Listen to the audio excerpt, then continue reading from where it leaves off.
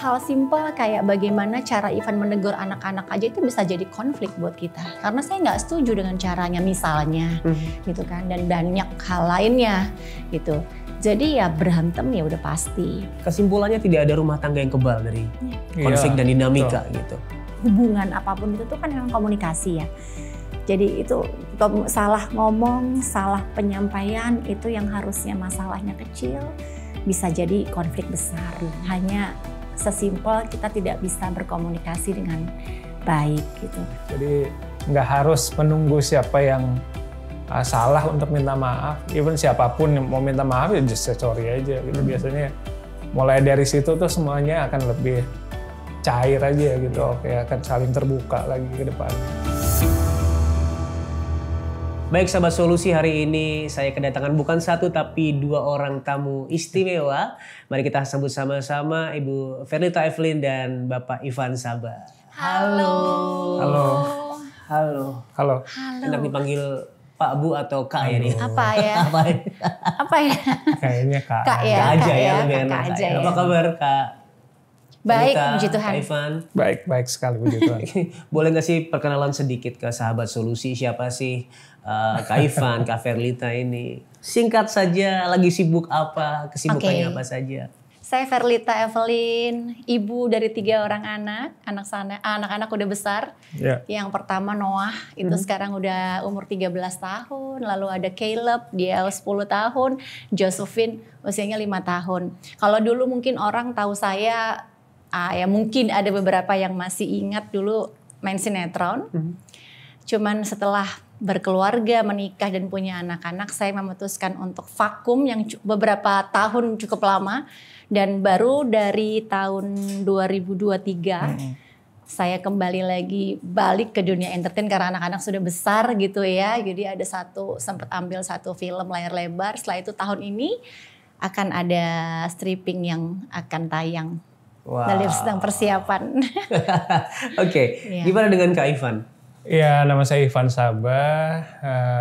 Dulu as a penyanyi tapi sekarang lebih banyaknya di belakang layar jadi pencipta lagu, jadi produser, ya banyak di belakang lah sekarang gitu. Project paling kita yang mendekati ini kita lagi bikin buku ya. Ya, kita akan launching parenting book. Wow. Iya. Oke. Itu kira-kira kapan akan di launching? Kalau kalau on schedule semua didoakan tidak ada hambatan atau halangan, rencananya Februari akan launch. Yeah, Februari, wow. Sebentar lagi nih. Sebentar lagi. Jadi buat sahabat solusi yang membutuhkan mungkin langkah-langkah parenting atau pengalaman tentang parenting bisa menunggu bukunya dari Kak Ivan dan Kak Verlita ya. Sebenarnya kita cuma sharing pengalaman aja sih gitu. Jadi membagi pengalaman dari sisi kami yang mengasuh sendiri anak-anak, megang sendiri dari kecil gitu sampai mereka sekarang udah 13, 10 dan 5. Jadi kita ya dari versi kita lah, dari kacamata kita gitu. Mudah-mudahan bisa melengkapi teman-teman, bisa nambah knowledge baru gitu. Amin. Itu penting banget ya, karena banyak sekali orang yang memilih untuk memiliki anak tapi sebenarnya tidak siap gitu ya. Maksudnya sehingga akhirnya anak-anak ini kehilangan sosok orang tua, tepatnya sosok ayah, kehilangan kasih sayang seharusnya mereka terima sejak kecil dan ya kita berdoa sih buku ini bisa semakin banyak memperlengkapi orang tua Indonesia ya. Amin. Dan hari ini kita akan ngobrol banyak tentang bagaimana keluarga, tentang parenting juga, tentang orang tua. Tapi sebelum kita mulai obrolan kita, seperti yang saya bilang tadi, ternyata di Indonesia ini fenomena keluarga yang terjadi tuh dinamikanya banyak. Banyak anak yang mungkin kehilangan sosok ayah, fatherless. Katanya di Indonesia ini cukup tinggi angka fatherlessnya ya. Terus rumah tangga yang berantakan, perceraian, kekerasan dalam rumah tangga. Bagaimana Kak Verlita dan Kak Ivan melihat hal itu? Ya sebenarnya kami juga maksudnya 15 tahun pernikahan nggak bisa dibilang juga semuanya fine-fine aja gitu. Kita kenal dari tahun 2005, kita istilahnya ya melakukan itu ya pacaran kita 5 tahun, 2010 kita menikah. 2025 6 Februari nanti tepat kita 15 tahun. Wah, sebentar lagi. Sebentar lagi. Jadi ya apa mungkin yang dilalui atau dilewati, yang mungkin kita baca di sosial media sekarang ya, kita banyak dengar itu semua. Ya mungkin juga selama 15 tahun ke belakang kita juga we've been through that kan. Kalau maksudnya kita nggak mungkin lah yang namanya menikah suami istri tidak ada konflik, itu tidak mungkin. Name it, apa? Ya kan, financial, ya kita juga pernah mengalami itu. Apa gesekan-gesekan? Kalau mungkin yang paling apa ya, yang paling kita rasakan itu gini. Kami sadar bahwa masing-masing kami dibesarkan dengan value atau budaya yang berbeda kan. Bagaimana Ivan dibesarkan di keluarganya oleh orang tuanya sangat berbeda dengan bagaimana cara orang tua saya mendidik dan membesarkan saya. Saya nggak bilang saya punya lebih baik dari bagaimana Ivan dibesarkan ataupun sebaliknya gitu. Cuman kan begitu kita menikah, nah ini tuh luar biasa ternyata. Dan saya itu ternyata orang yang sangat bisa dibilang perfeksionis ya. Makanya saya memutuskan untuk akhirnya vakum dari dunia entertain. Itu karena saya mau full di rumah gitu. Saya mau full untuk ya kalau ngasuh sendiri ya nggak mungkin lah. Di rumah itu kita banyak support sistemnya gitu. Karena anak-anak saya juga 3, saya juga nggak mungkin melakukan semua tugas tanggung jawab ibu gitu ya. Saya masak, saya itu udah nggak mungkin gitu. Cuman paling tidak dengan saya di rumah, saya bisa melihat dan mengalami langsung gitu bagaimana anak-anak saya tumbuh. Dan ternyata saya pikir pilihan itu tuh pilihan yang paling tepat gitu ya kan. Saya pikir dengan saya begitu, wah aman itu. Jadi ya kita sudah punya tugas kita masing-masing. Kamu tugasnya apa, saya tugasnya saya di rumah sama anak-anak. Tapi ternyata kan seiring berjalannya waktu enggak juga seperti itu kenyataannya. Tidak gitu segampang kan. itu. Tidak segampang itu. Gitu. Hal simpel kayak bagaimana cara Ivan menegur anak-anak aja itu bisa jadi konflik buat kita. Karena saya nggak setuju dengan caranya misalnya gitu kan. Dan banyak hal lainnya gitu. Jadi ya berantem ya udah pasti. Hal-hal kecil itu udah pasti. Itu 5 tahun pertama itu kayaknya lumayan ini nih. Penyesuaiannya ya. Lumayan tuh 5 tahun. Adjustingnya di 5 tahun pertama itu lumayan sih. Gitu, dan sampai saat ini ya kita berdua kalaupun masih ada ya masih seumur hidup itu ya. Itu kayaknya proses yang harus kita alami seumur hidup. Dan kalau akhirnya kita 15 tahun memilih untuk masih bersama ya keputusan aja sih. Dan bukan berarti karunia. Dan bukan berarti tetap memilih bersama karena nggak ada masalah atau nggak ada apa-apa. Karena kita memutuskan untuk meskipun ada masalah, kita memilih untuk tetap ada di sini. Itu sih gitu. Kalau dari kacamata Kak Ivan, bagaimana melihat sebuah keluarga, rumah tangga? Yes, ya maksudnya gini, Tuhan sudah menyertai kita selama 15 tahun. Transisi dari kita waktu kita menikah awal-awal belum punya anak tuh memang berbeda ya. Cuman setahun, Beb. Ya setahun, tapi ya tetap berbeda gitu maksudnya. Kan kita tetap ngalamin momentum setahun itu kan. Nah begitu punya anak tuh memang ya, makanya kita komit untuk benar-benar merawat dan ini ya ngasuh semua dari kecil lah. Supaya kita juga bisa udah menerapkan dari kecil tuh, kita selalu bilang sama anak-anak, kamu harus selalu ingat creator kamu tuh siapa. Ayah sama ibu ini sebenarnya cuma perwakilan aja. Tapi sebenarnya ada yang kamu harus benar-benar harus melekat gitu. Nah Tuhan ini, makanya kita dari awal, dari semenjak anak kecil, kita selalu bilang, selalu menanamkan hal-hal simple yang kita bisa lakukan as a parent ya. Maksudnya doa, mengucap syukur. Even in the morning gitu, kamu buka mata terus kamu masih bisa melihat ada berkat makanan untuk kamu sarapan. Terus kamu bisa berangkat ke sekolah, naik kendaraan. Itu hal-hal yang simple untuk ya bikin kadang-kadang kita bondingnya tuh sama anak-anak tuh cukup kuat ya. Karena itu saya sama Lita tuh selalu komit untuk sebisa mungkin ya kita selalu ada untuk anak-anak. Even hal-hal yang mungkin hal-hal yang simple. Nyiapin keperluan untuk mereka sekolah atau antar sekolah, jemput mereka pulang sekolah gitu. Makan sama-sama gitu, makan malam gitu ya. Di situ biasanya kita selalu cerita hal-hal yang kadang mungkin ya hal-hal receh gitu ya, tapi buat kita itu justru kita benar-benar bisa bersyukur hari itu tuh, kita bisa mensyukuri kalau kita bisa lalui hari ini nih sampai malam ini sebelum kita tidur, semua karena Tuhan baik gitu aja. Jadi ya anak-anak selalu kadang-kadang mereka juga share tentang kebaikan Tuhan.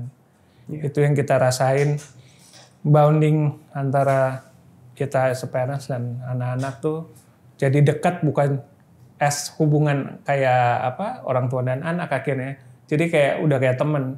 Jadi apapun yang mereka kadang-kadang ada hal yang even yang privacy menurut mereka gitu. Kadang-kadang mereka sharing duluan, kalau nggak ke Lita ya ke saya, ke ibunya atau ke saya gitu. Jadi nggak perlu ditanya lagi gitu ya? Iya somehow gitu. Even mereka mau keep it, biasanya nggak dalam waktu yang cukup lama mereka bisa keep it itu. Pasti aja ada kita boleh cerita nggak atau aku boleh sharing nggak gitu. Ya anak-anak kan udah makin ya apalagi kakak yang gede ya udah masuk masa remaja, preteen ya. Jadi udah banyak banyak yang bisa diceritakan oleh dia. Betul. Oke, tadi Kak Verlita bilang bahwa selama 15 tahun ini bukan berarti tidak ada konflik, bukan berarti tidak ada masalah. Dan itu berarti kesimpulannya tidak ada rumah tangga yang kebal dari konflik dan dinamika gitu. Tapi tergantung bagaimana menghadapi dan menyikapi dinamika tersebut. Nah, bagaimana selama 15 tahun ini Kak Ivan, Kak Verlita ini menghadapi problem, masalah konflik? Langkah apa yang biasanya dipakai ketika menghadapi konflik-konflik yang berat? Gimana ya? Sebenarnya nggak ada formasi atau rumus atau formula ya kita ngomongnya yang. Jadi kalau ditanya itu kita nggak bisa jabarkan satu persatu stepnya. Pertama, kamu harus gini. Kedua, tahan nafas. Itu aku nggak bisa sampaikan itu. Jadi itu memang kita lalui semua itu secara organik memang. Dan biasanya setiap reaksi kita itu selalu berbeda di setiap masalah. Case-nya berbeda, reaksinya berbeda, begitu. Cuman ada hal yang paling dasar adalah gini. Kita ini kan basicnya itu saya rasa setiap pasangan juga biasanya itu kan karakter ada satu yang lebih meledak-ledak gitu ya. Kalau lagi marah itu kelihatan dia ekspresif banget gitu, marah gitu, dia ngomong gitu. Ada satu yang lebih mungkin lebih tone down, lebih kalem, dia bisa simpen dulu. Nah, kalau untuk kasus kita udah lebih kebaca kan mana siapa yang lebih ya, jadi biasanya memang kalau saya itu orangnya lebih tidak bisa menyimpan sesuatu. Jadi kalau ada sesuatu yang saya mengganggu saya itu biasanya saya langsung tanyakan atau konfirmasi gitu langsung sesegera mungkin saya bisa gitu. Ivan tuh dia lebih yang sabar sih gitu. Tapi saya belajar banyak dan dia juga belajar gitu. Ivan itu orangnya diam. Lebih banyak diam, mengamati gitu. Dia mengamati, nanti ada momen khusus di mana dia baru akan sampaikan gitu. Kalau saya lebih yang kalau ada sesuatu spontan aja gitu. Saya lebih spontan. Nah, kita saling karena ada beberapa masalah yang cara menyikapinya ya harus dengan caranya Ivan gitu. Diam dulu, nanti kita akan bicarakan nanti. Tapi ada juga masalah-masalah yang sebenarnya kalau bisa segera diselesaikan itu lebih baik gitu. Jadi tidak ada formula khusus balik lagi gitu caranya seperti apa. Tapi karena mungkin kita udah makin kesini, kita udah makin tahu. Tanpa mungkin kita banyak ngobrol tuh kita udah bisa lebih membaca gitu. Saya tahu dia tuh lagi kesal tanpa dia harus ngomong. Saya suka agak maaf ya, nyecer gitu kadang. Kenapa kok kamu gitu? Saya kepengen tahu langsung kenapa, ada apa gitu. Dia selalu jawabnya enggak. Saya tahu padahal ada sesuatu ya. Nah, sekarang gini, Ivan lebih banyak belajar untuk mengkomunikasikan apa yang dia rasakan. Gitu. Jadi memang sebenarnya kuncinya itu ya nggak cuma di pernikahan sih, dalam hubungan apapun itu tuh kan memang komunikasi ya. Jadi itu salah ngomong, salah penyampaian itu yang harusnya masalahnya kecil bisa jadi konflik besar. Hanya sesimpel kita tidak bisa berkomunikasi dengan baik gitu. Saya pun juga banyak belajar dari Ivan karena mungkin karakter juga, pembawaan juga. Jadi saya sekarang kalau ada sesuatu mulai harus agak belajar nih ngomongnya lebih dijaga, misalnya nggak boleh langsung depan orang misalnya, atau saya harus cari timing yang lebih tepat untuk saya sampaikan gitu ke Ivan. Jadi ya, dan ya itu setiap malam apapun masalah kita nggak pernah bawa tidur masalahnya. Itu salah satu mungkin kalau saya bisa bagikan tipsnya gitu ya. Jadi kita usahakan tidur tuh dalam kondisi pikiran dan perasaan kita tuh udah plong, udah lega.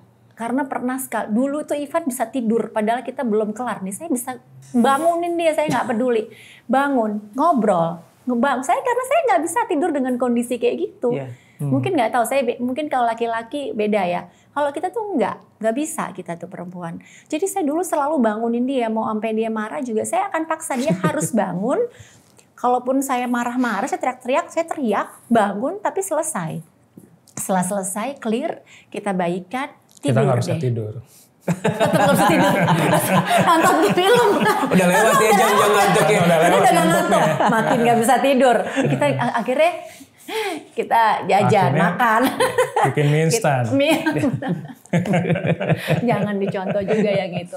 Enggak, maksudnya itu mungkin salah satu yang sampai sekarang masih kami terapkan. Jadi kami berusaha untuk itu pun ke anak-anak ya. Nggak cuman ke suami istri. Kalau kita habis marahin anak kita tahu dia kesel sama kita, itu kita usahakan sebelum mereka tidur selesai dulu. Jadi mereka tidak tidur dalam kondisi itu masih sebel sama bapak ibunya gitu atau masih marah. Dulu jadi sebelum tidur itu kita ngobrol dulu, maaf-maafan dulu kalau emang diperlukan, nangis-nangislah dulu gitu. Bertangisan lah apa, teriak-teriak lah, keluarkan semua emosinya dengan baik ya, dengan cara yang baik. Nah makin kesini saya makin belajar untuk bagaimana mengelola emosi saya kalau lagi marah gitu. Dan Ivan juga belajar bagaimana mengkomunikasikan segala sesuatu yang sebenarnya mengganjal di hatinya gitu. Terus ya kita ngobrol. Terus apakah setelah itu selesai ya, kadang masalah yang sama terulang. Tapi ya tetap kita akan balik lagi ke rules awal bahwa ya tetap dibicarakan. Kita sadar. Iya biasanya kalau masalah berulang kan kita udah tahu antisipasinya kan at least gitu. Jadi ya biasanya nggak akan ya berulang-ulang terus juga. Jadi karena kan kita udah biasanya ada, maksudnya bukan berarti terus setelah itu tuh tidak ada masalah lagi gitu. Masalah akan tetap ada, konflik tetap akan ada. Cuman ya seperti itu lagi kita mengatasinya. Ya, jadi yang paling penting salah satunya komunikasi itu tadi ya. Kalau di Kak Ivan gimana? Ya kayak tadi ya, maksudnya proses kita sampai sekarang masih terus berlangsung. Kita masih terus mengamati dan belajar satu sama lain. Dan proses ini akan terus berjalan sampai seterusnya gitu. Jadi penerimaan, udah gitu besar hati ya gitu-gitu kita harus kalau memang salah kita harus memang mau to admit kalau kita salah gitu. Even sama anak-anak kita juga bilang, bukan berarti kita as a parents terus kita selalu benar. Kadang-kadang juga kita dikoreksi sama anak-anak gitu. Ayah, ibu, kayaknya mestinya nggak seperti itu deh gitu. Dan kita kadang-kadang kita terima, oh iya sorry ya gitu. Begitu anak kita koreksi, kadang-kadang kita tahu itu salah atau nggak sesuai lah ya sama yang mereka expect gitu ya. Kita harus mau untuk oh iya sorry ya kak, gitu. Maaf ya. Ya next time mungkin caranya nggak kayak gitu ya gitu. Jadi ya buat kita tuh ya itu udah jadi budaya lah. Jadi nggak harus menunggu siapa yang salah untuk minta maaf. Even siapapun yang mau minta maaf ya just say sorry aja gitu. Biasanya mulai dari situ tuh semuanya akan lebih cair aja gitu. Oke, akan saling terbuka lagi ke depannya. Rekonsiliasinya lebih bisa berjalan dengan baik ya. Even anak kita yang kecil ya, Joey yang 5 tahun, karena dia kan perempuan, abang-abangnya semua kan cowok kan, cowok terus cewek. Saya lihat kami lihat sih memang dia lebih mature sih, lebih cepat dewasa kan. Kalau anak perempuan tuh biasanya gedenya lebih cepat gitu. Itu aja dia pernah mengkoreksi saya hanya karena lagi di mobil. Ivan lagi nyetir gitu ya, terus saya menanyakan sesuatu yang waktu itu mungkin Ivan lagi ribet gak bisa jawab karena fokusnya lagi menyetir, itu yang saya suka lupa.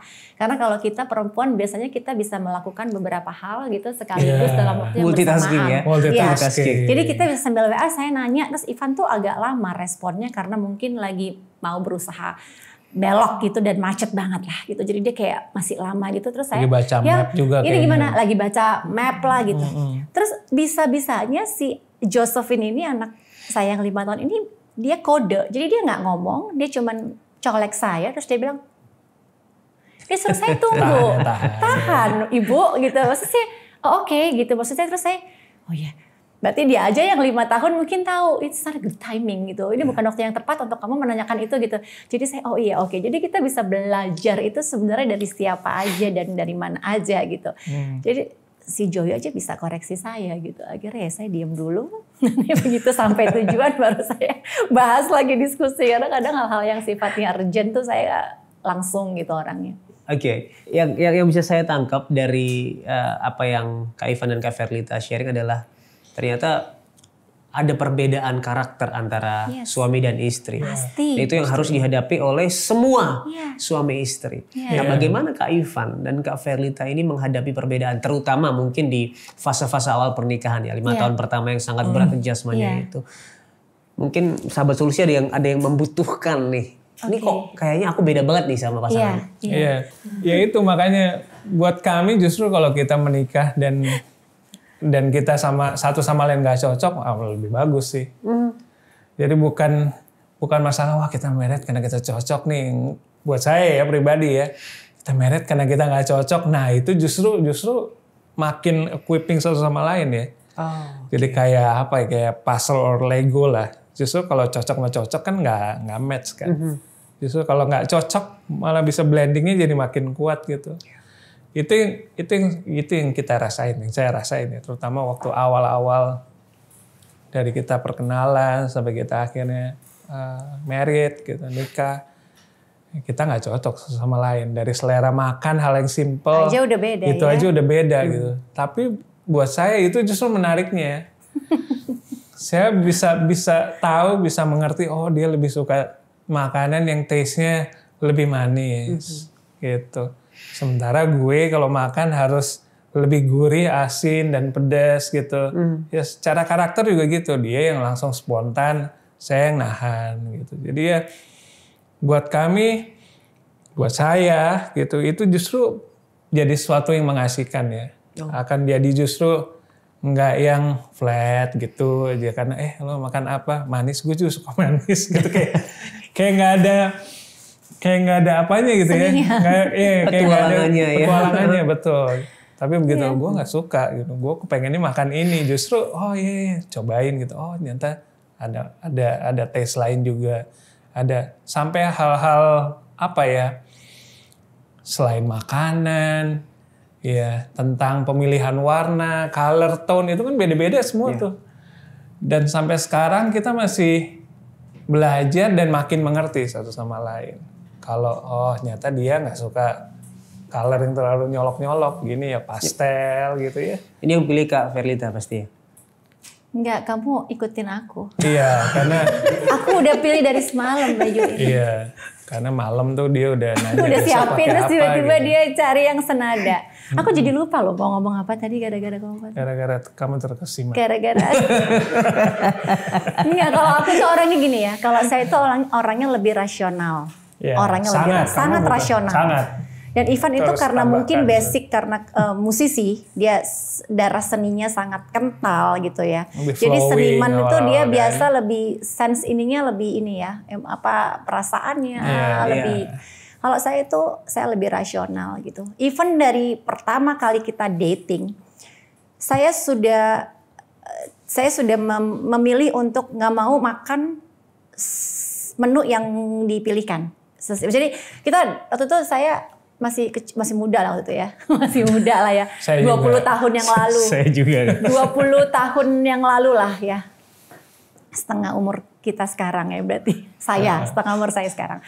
Nah itu tuh kita pertama ketemu saya dalam kondisi lapar. Itu saya sangat rasional. Jadi ketemu sama dia itu saya masih lapar. Jadi saya fokusnya adalah saya datang, saya mau makan dulu. Di depan saya ada dia dan sahabatnya waktu itu, almarhum Glenn Fredly, yang nemenin kita awal pertama ketemu. Saya sama teman saya. Jadi saya makan saya banyak. Saya tuh kalau makan banyak. Saya bisa pilih menu-menu yang maksudnya sebenarnya tidak umum dipilih pada saat date pertama gitu. Saya makan tahu gejrot ya. Pokoknya makanan-makanan yang oleh wanita.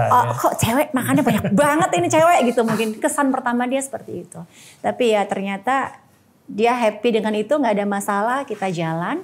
Terus kalau berbicara soal perbedaan tadi, kalau ya contoh-contoh simpel, kita tuh dia sangat introvert orangnya. Saya extrovert banget. Saya extro intro lah, tapi saya nggak ada masalah. Kalau kayaknya kita nggak cukup 2 episode. Beneran. Ditunda ke Bandungnya bisa. Agak panjang.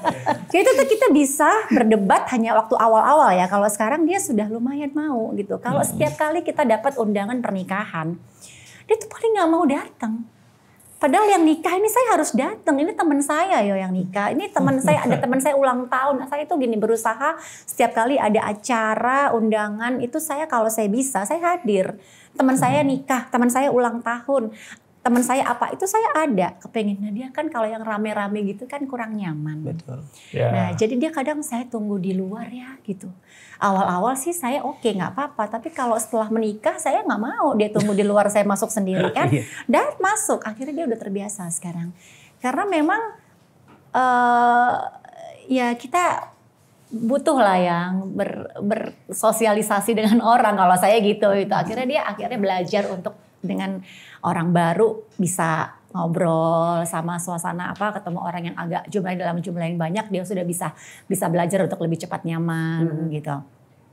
Dan satu ya, setelah kita diskusi yang cukup panjang ya di awal-awal nikah, kita tuh kuncinya adalah gini. Kalau dulu tuh tahun 2010 kan belum ada tuh Instagram lah, nggak ada tuh yang namanya pembelajaran atau informasi yang bisa kita dapat dengan mudah gitu ya di sosial media.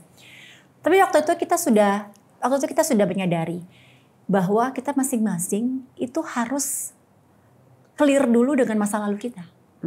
Karena kadang itu kebawa di pernikahan kita. Kalau sekarang itu mungkin sudah sering kali didengar atau disampaikan gitu ya.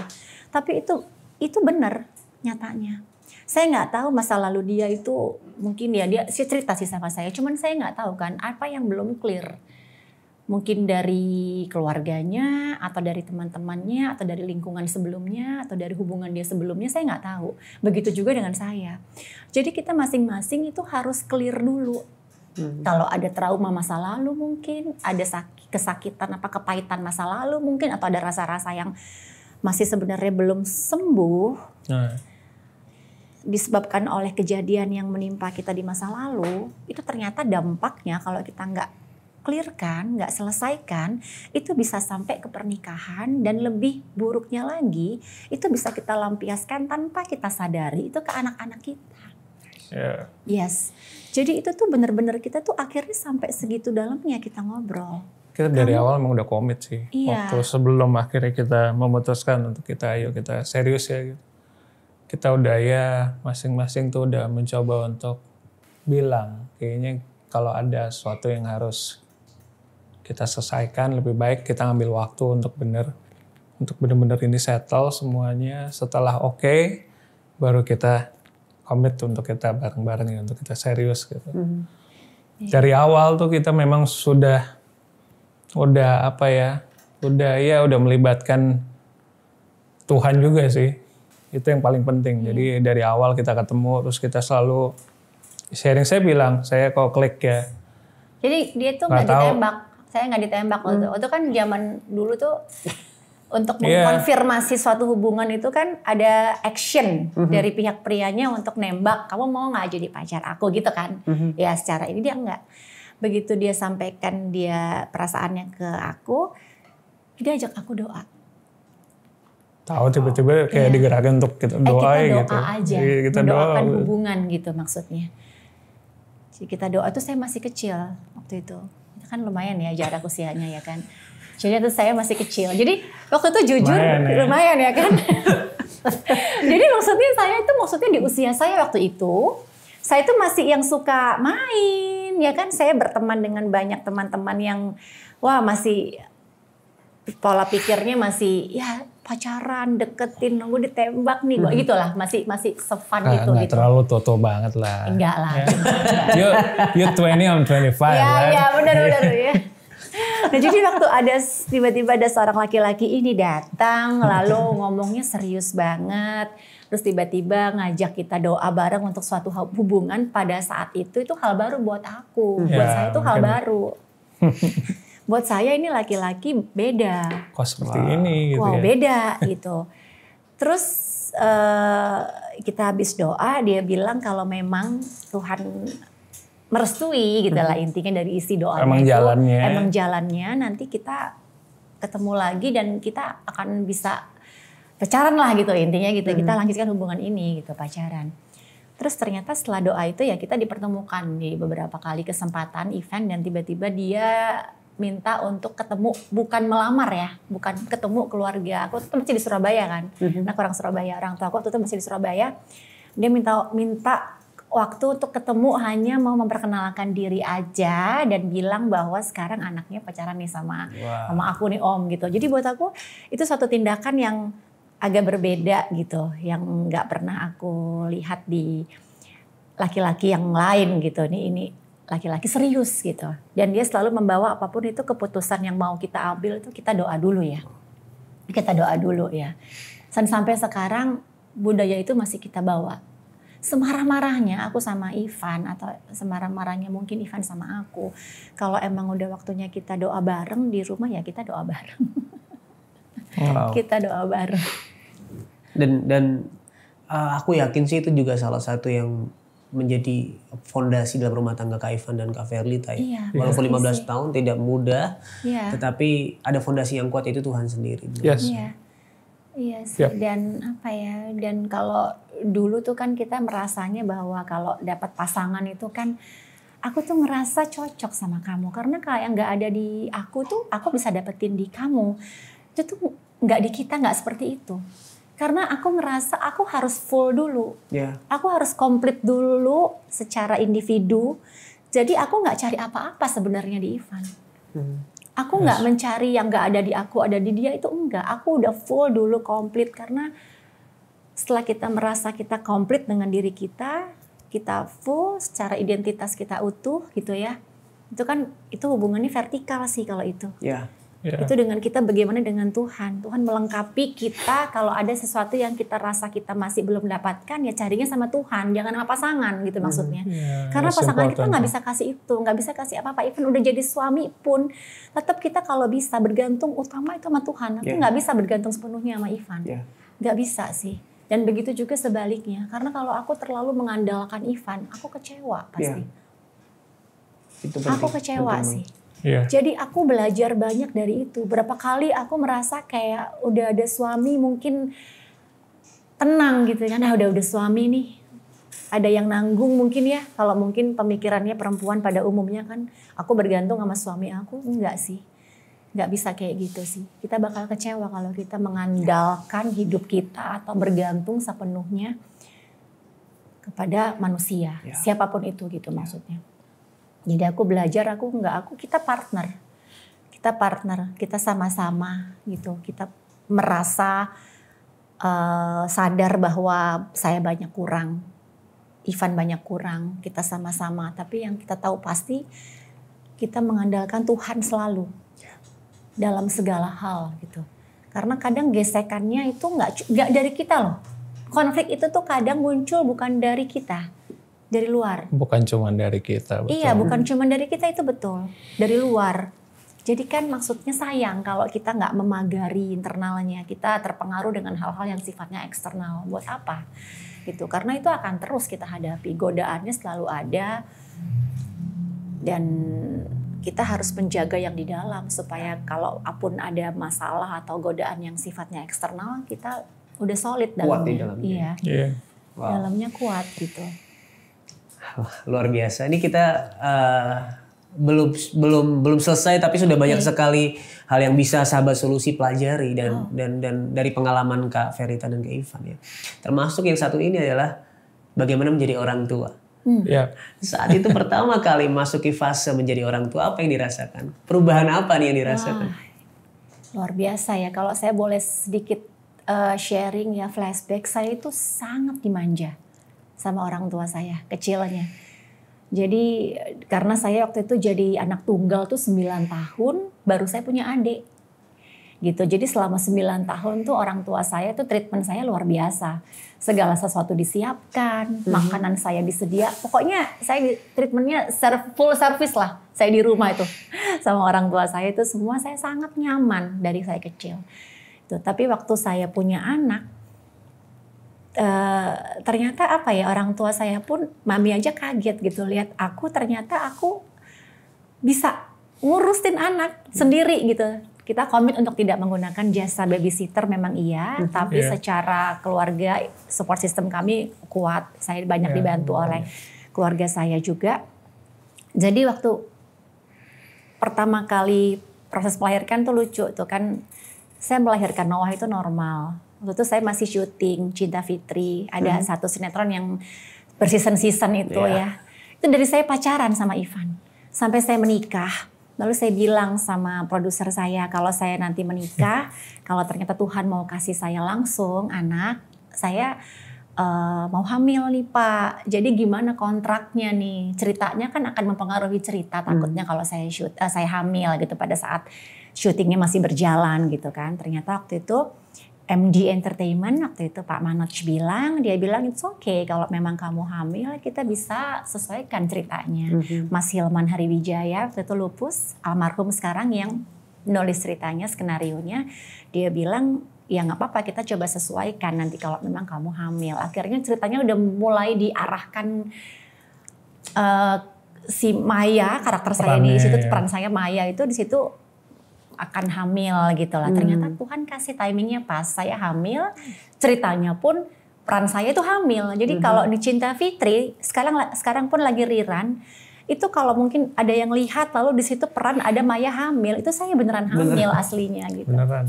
Itu Noah tuh saya hamil, setiap hari saya syuting lokasinya jauh banget. Tapi puji Tuhan, Tuhan jaga kondisi baik. Hari terakhir saya syuting tanggal 8 Mei, episode terakhir Cinta Fitri 8 Mei 2011. Selesai syuting, Noah lahir 11 Mei 2011. Wow. Ya kan, itu maksudnya itu hal-hal yang simpel, tapi saya percaya itu Tuhan atur luar biasa. Sangat. Ya kan, maksudnya kayak saya tidak menyalahi kontrak, saya tetap bisa menyelesaikan tanggung jawab saya syuting sampai sinetronnya selesai, saya melahirkan di 11 Mei, itu semua normal. Itu Ivan dan kakak-kakaknya ada di ruangan bersalin nemenin saya. Saya sedekat itu sama keluarganya Ivan, almarhum Carlo juga dari dalam waktu itu. Kak Martin. Sama Kak Martin juga. Waktu saya melahirkan tuh semua ada di ruangan bersalin. Terus saya punya anak. Itu yang apa ya, saya nggak pernah rasakan perasaan itu sih. Saya nggak bisa disampaikan sih. Itu kayak achievement yang maksudnya itu pencapaian saya paling tinggi sih sepertinya di dunia ini tuh, dipercaya untuk bisa jadi seorang ibu. Wow. Iya sih, kayaknya nggak ada achievement lain di atas itu sih. Akhirnya itu yang memutuskan akhirnya untuk saya vakum.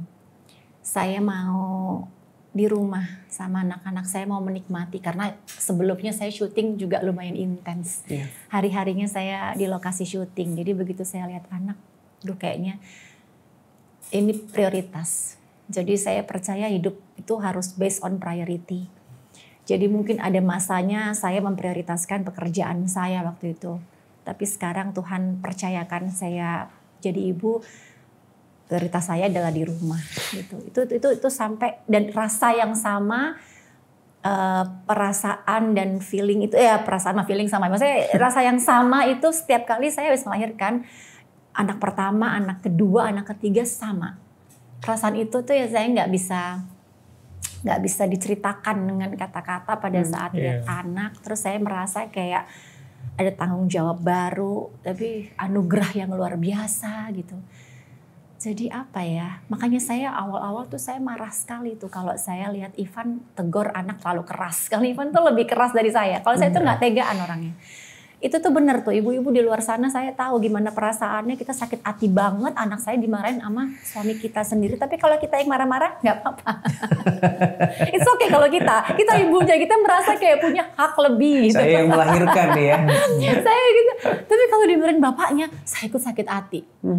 Itu pun jadi konflik. Ya. Itu pun tuh sering kali kita berantem hanya untuk masalah itu. Gitu, gimana Ivan terlalu keras didik anak-anak, saya nggak mau anak saya dikerasin misalnya gitu. Itu pun akhirnya ya kita sekarang on proses untuk menyikapi atau bereaksi akan hal itu. Yeah. Jadi saya setiap kali habis Ivan lihat anak saya, aduh dimarahin Ivan tuh saya sebenarnya udah kepengen marah, cuma saya tahan nanti. Kalau udah anaknya nggak ada di kamar baru saya bahas, kamu jangan gitu dong, gini ya, itu tetap berlangsung ya. Tapi ya luar biasa sih punya anak tuh. Ternyata terlepas dari apa yang mereka sudah capai, apa yang mereka sudah pernah kerjakan, bahkan mereka nggak perlu ngapa-ngapain kok untuk bikin kita bisa pure sayang sama mereka. Jadi kan maksudnya itu kan yang Tuhan lakukan selama ini sama kita. Kita nggak perlu kita kayak nggak perlu nunjukin apa-apa kan sebenarnya.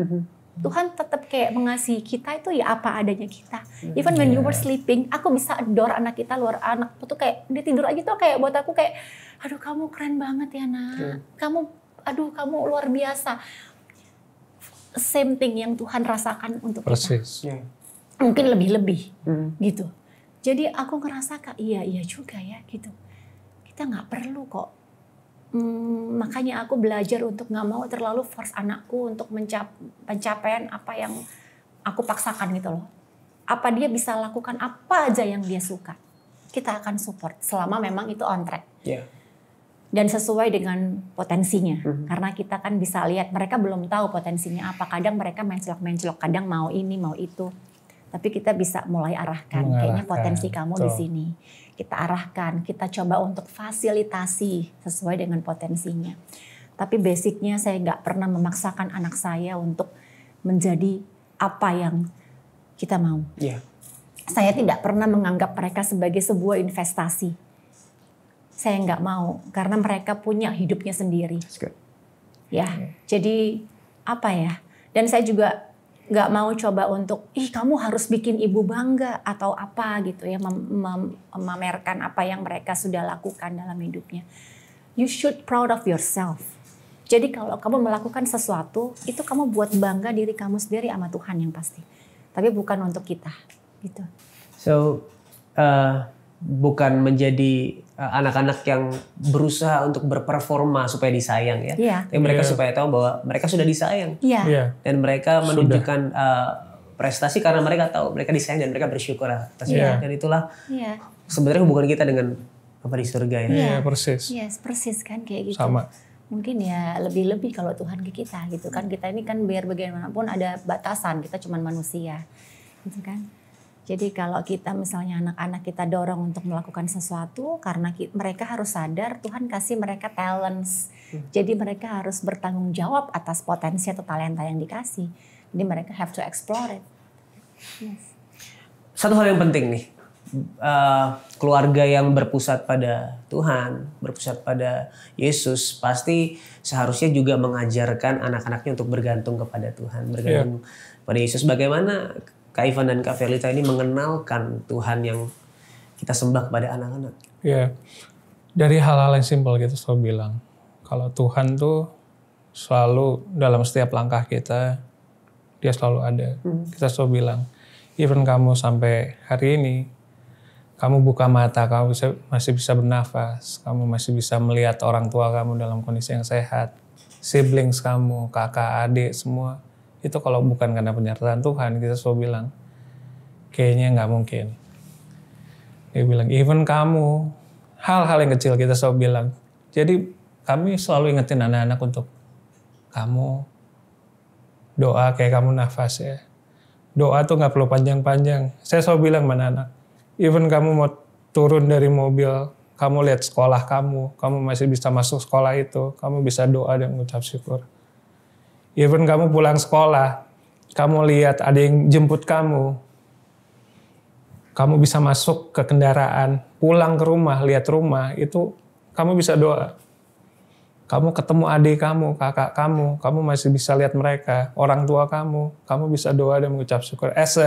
God, thank you. Lihat makanan ada di meja, mau makan, semua udah tersedia, ada yang memasak buat kamu. Kamu udah bisa, God, thank you. Itu buat kami hal-hal yang saya selalu ingetin anak-anak kalau ya doa udah jadi kayak sesuatu yang harus udah kayak denyut nadi gitu. Kamu mengucap syukur, kamu berterima kasih. Jadi buat mereka mungkin Tuhan tuh bukan sosok yang kita harus doanya panjang, kayaknya kita selalu bilang Tuhan tuh ada sama kamu. Even ketika kamu mau ada teman-teman kamu di sekolah misalnya mocking atau ngejek, bullying, terus kamu ada opsi di situ, kamu mau ikutan atau enggak. Terus kamu memutuskan untuk enggak deh, gue harus bela temen gue yang dibully gitu. Pernah sekali waktu kasus gitu soal anak kita stand untuk temennya yang dibullying gitu. Dan dia share. Buat kami itu kayak, wah, kamu ngambil langkah yang mungkin nggak dilakuin sama teman-teman kamu, tapi itu step yang luar biasa, courage-nya luar biasa, dan kita yakin kalau pasti Roh Kudus ingetin kamu untuk lakuin hal itu. Jadi buat kami, selain kita maksudnya, kita selalu ngambil momentum bareng-bareng untuk kita doa, mengucap syukur gitu ya. Tapi keseharian anak-anak itu yang selalu kita ingetin. Kalau doa ya gitu. Karena biar gimana pun proteksi doa tuh pasti buat anak-anak tuh kemana mereka melangkah tuh pasti akan selalu mengiringi. Itu buat kami as a parents tuh penting banget. Untuk shield anak-anak kita mau ngapain aja kita harus doa Tuhan, tutup bungkus semua gitu. Anak-anak kita. Ya. Dari hal-hal yang kegiatan mereka di sekolah, di luar sekolah, kita nggak tahu kan. Sekarang zaman tuh makin unpredictable banget lah. Kadang-kadang ya sosmed apalagi udah nggak bisa kita pagerin kan. Sementara anak-anak harus bersinggungan dengan gadget. Di kondisi mereka belajar juga mereka udah harus pegang gadget kan sekarang. Beda sama zaman kita dulu kan. Jadi informasi itu kayak udah bisa masuk dan keluar dengan nggak ada limit gitu. Jadi memang kita selalu bilang, Kak, tetap bijak ya, tetap wise, kamu harus doa kemana-mana. Karena ya banyak lah sosmed tuh selalu nawarin hal-hal yang mungkin belum age-nya kamu untuk kamu ngerti, untuk kamu tahu gitu. Nah kamu harus benar-benar wise gitu. Mungkin kita selalu bilang gini, ya ayah sama ibu nggak akan ada terus sama-sama sama kalian. Tapi selalu tahu kalau tangan Tuhan tuh selalu ngejagain. Kita selalu bilang, selalu protect. Ada Tuhan yang selalu lihat kamu. Jadi di mana kamu ngambil keputusan, mungkin kita nggak bisa selalu ngingetin kamu, tapi kita minta kamu benar-benar doa untuk mengambil keputusan yang benar ya. Benar, dia bilang, ambil keputusan yang selalu benar, Kak. Gitu. Bukan hanya baik gitu. Karena baik belum tentu benar, tapi harus benar gitu. Ngambil keputusan yang benar. Itu kita selalu bilang gitu. Ya, mudah-mudahan ya kita ngerasa tugas orang tua ini masih panjang gitu. Terus kita harus mengenalkan pribadi Yesus sama mereka, which is itu yang masih harus kita lakukan sekarang gitu.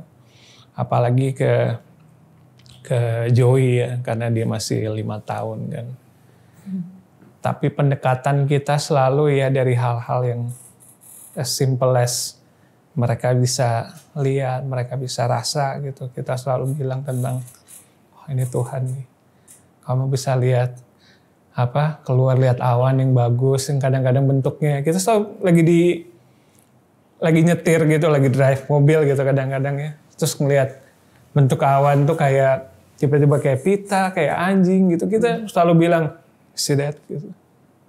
Discuss hal-hal yang receh kadang-kadang. Itu lihat itu kayak anjing bentuknya, itu Tuhan yang bentuk. Oh iya, that's so good ya. Buat aku itu lebih kelihatan kayak ini gitu. Jadi discussnya kayak hanya untuk adore keagungan Tuhan tuh dari hal-hal yang simple. Ya intinya pokoknya apapun yang mereka bisa nikmati sekarang, kita nggak pernah klaim itu tuh karena kita. Iya. Kita selalu bilang bersyukurnya sama Tuhan. Tuhan kasihnya memang lewat ibu sama ayah. Tapi Tuhan yang kerjakan itu semua buat kamu. Jadi aku sama Ivan selalu ngingetin untuk jangan ambil panggungnya Tuhan. Jangan pernah klaim itu karena kita. Gitu. Mungkin ya mereka masih kecil, mungkin mereka belum terlalu banyak bisa mikir yang terlalu ini ya, berat gitu ya. Cuman hal-hal keseharian, even mau kado, saya tuh nggak pernah biasakan untuk ngasih kado ke anak-anak sih. Gitu. Jadi beli mainan itu juga nggak yang anytime mereka bisa beli mainan, kita jalan mereka beli, itu kita nggak pernah biasakan. Dan puji Tuhannya mereka juga nggak masalah dengan itu. Jadi mereka tahu kalau mereka ingin sesuatu, itu saya selalu bilang untuk karena kita mau ngajarin prosesnya. Jadi kalau mereka lagi pengen sesuatu, biasanya kita minta mereka untuk ya doa. Tapi nggak hanya doa, ada usahanya. Karena seringkali kita hanya doa tapi kita nggak buat apa-apa. Doa, terus kamu nabung misalnya. Ntar lagi Sincian nih, ya kan? Anak-anak suka dapat angpau misalnya. Kalau kamu ada sesuatu yang kamu perlu untuk kamu beli, tabung aja uangnya. Nggak usah dipakai buat jajan. Nanti kalau udah kekumpul, kamu bisa beli apa yang kamu mau misalnya. Tapi dengan doa. Hal-hal gitu. Jadi aku nggak pernah langsung kasih. Aku nggak pernah langsung kasih. Jadi sekali lagi membuat anak-anak juga bergantung sepenuhnya kepada Tuhan. Itu bekal yang paling penting ya buat anak-anak. Apalagi di zaman seperti yang Kak Ivan katakan, makin gampang terpapar hal buruk dari luar. Satu pesan penguatan buat sahabat solusi yang hari ini mungkin bergumul dalam keluarganya. Baik dengan suami istrinya maupun dengan anak-anaknya. Boleh nggak dari pengalaman Kak Ivan dan Kak Felita bersama Tuhan berikan satu pesan penguatan buat sahabat solusi? Mungkin kalau dari saya memang as a suami dan istri kita harus komit ya. Maksudnya harus sepakat tuh penting. Sepakat untuk menentukan arah tujuan kita mau kemana tuh penting.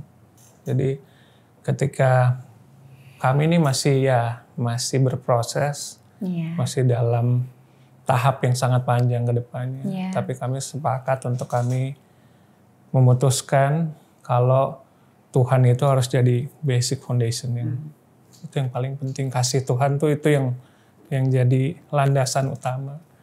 Dari situ baru kita hidup dengan iman tuh.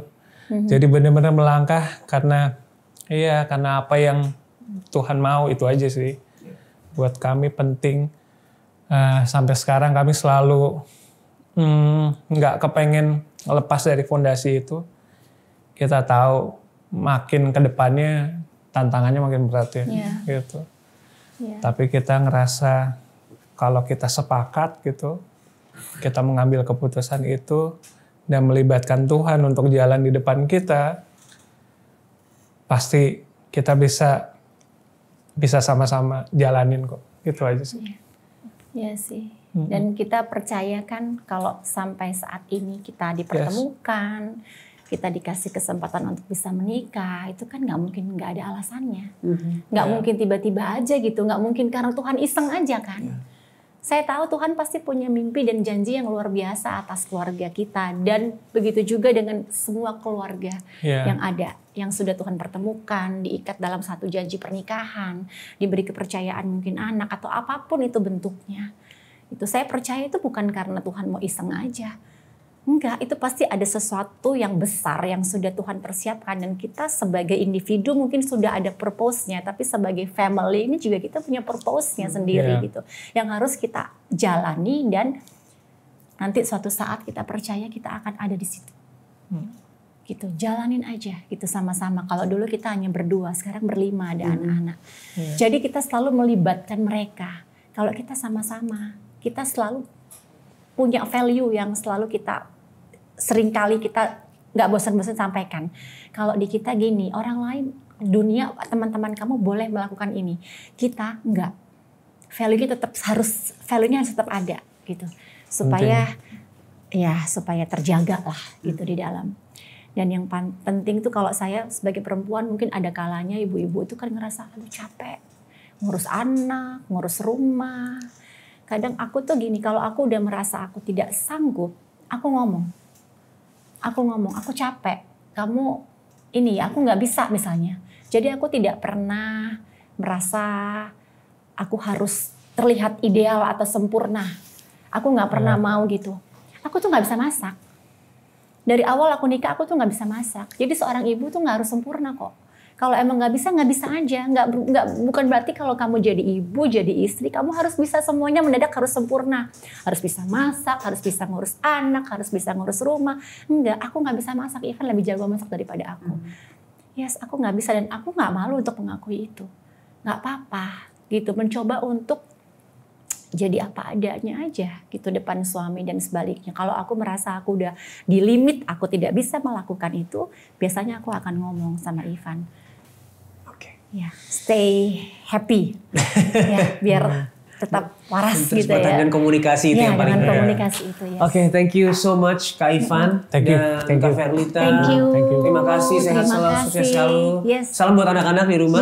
Dan ditunggu buku parentingnya nanti segera untuk bisa memperlengkapi orang tua di Indonesia. Sekali lagi thank you. Terima kasih. Buat sahabat solusi yang hari ini sedang mengalami konflik dalam rumah tangganya, baik dengan pasangan maupun dengan anak-anak, dan semuanya terasa sangat berat, kamu gak punya lagi kekuatan untuk melangkah, kami ada buat kalian.